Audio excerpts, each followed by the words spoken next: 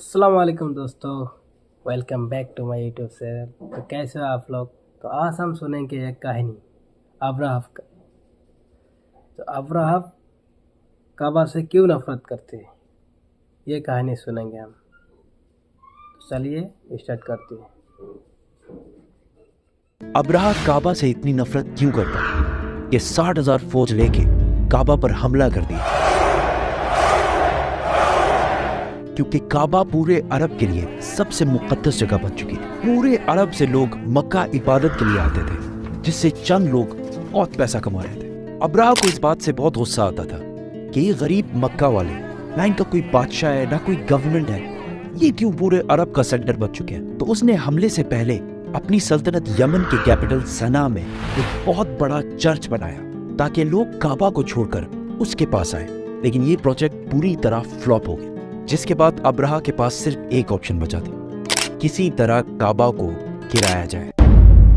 Abraha किसी बादशाह के घर में पैदा नहीं हुआ था, बल्कि ये रोमन एम्पायर के एक छोटे से शहर के एक छोटे से बिजनेसमैन का गुलाम था। असल में मसला ये था कि यमन और हबशा की लड़ाई बहुत अरसे से चल रही थी, क्योंकि यमन वाज डोमिनेटेड बाय जूज, यहूदी, और हबशा में सारे क्रिश्चियंस रहते थे। तो क्या होना था? तो पहले यहूदियों ने हमला किया और क्रिश्चियन इलाकों में बहुत तबाही मचाई, जिसकी वजह से सुपर पावर रोमन एम्पायर को बहुत गुस्सा आया।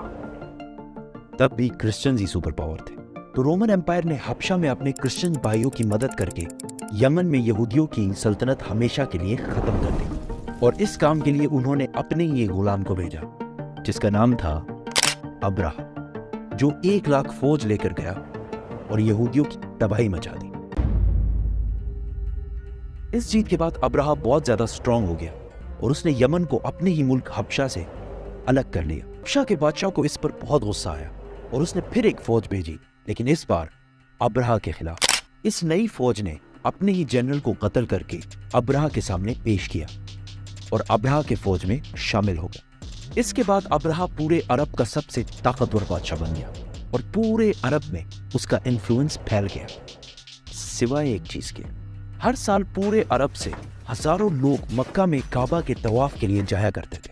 तो अब्राहा ने सोचा, इसमें कौन सी बड़ी बात है, हम भी एक बना देते हैं। तो उसने अपने कैपिटल में एक आलीशान चर्च बनाया, जिसको उसने पूरे दुनिया के हीरे जवाहरात से भर दिया। ये बिल्डिंग पूरे अरब में सबसे खूबसूरत और आलीशान बिल्डिंग थी। अरबियों ने इससे पहले ऐसी कोई चीज नहीं देखी थी, लेकिन कोई भी इसकी इबादत के लिए नहीं आया और सब उसी पुराने काबा की तरफ जाते रहे। इतना खर्चा और इतना सब कुछ करने के बाद भी जब अब्राहा फेल हुआ, तो उसके पास सिर्फ एक ही ऑप्शन बचा। तो उसने 60,000 लोगों की फौज जमा की और काबा पर हमला कर दिया। अभी तक जितनी स्टोरी हमने बताई है, वो सिर्फ इस्लाम में ही नहीं बल्कि हिस्ट्री में भी लिखी हुई है, जो कि पुराने जमाने के अरबी इंस्क्रिप्शन से उठाई गई है। इन सब में अब्राहा एक बहुत बड़ा बादशाह था, लेकिन उसके मक्का जाने का कोई भी जिक्र नहीं है।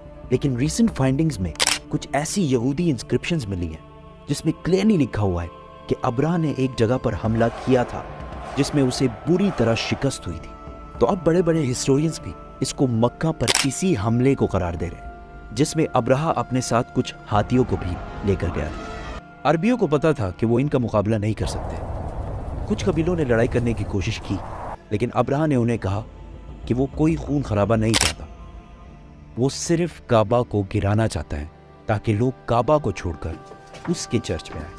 आसपास सब लूटने के बाद जब वो मक्का पहुंचा, तो उसने उनके चीफ को बुलाया। तो अब्दुल मुतलिब ने आकर कहा कि आपने मेरे कुछ ऊंट कब्जा किए हैं, वो मुझे वापस कर दें। तो अब्राहा ने हंस कर कहा कि मुझे तो लगा तुम बहुत बहादुर शख्स होगे, तुम्हें तो अपने ऊंटों की टेंशन है।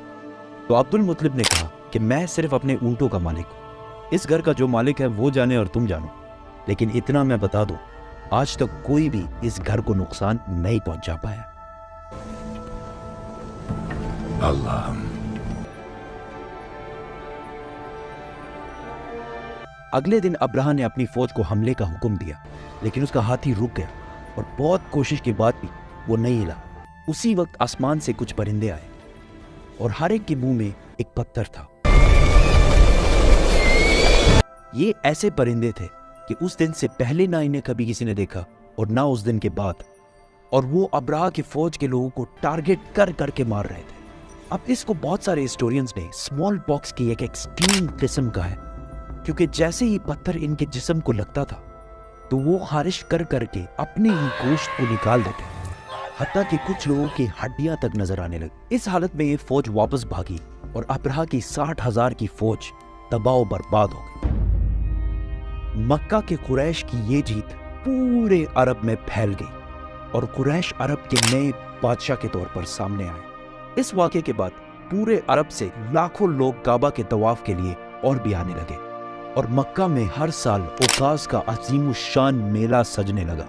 मक्का वालों की दौलत डबल ट्रिपल आसमान से बातें करने लगी। लेकिन इसी साल अचानक एक दिन ईरान के सबसे बड़े टेंपल में जो आग सालों से जल रही थी बुझ गई और उसी दिन मक्का में एक यतीम बच्चा पैदा हुआ जिसका नाम था मोहम्मद।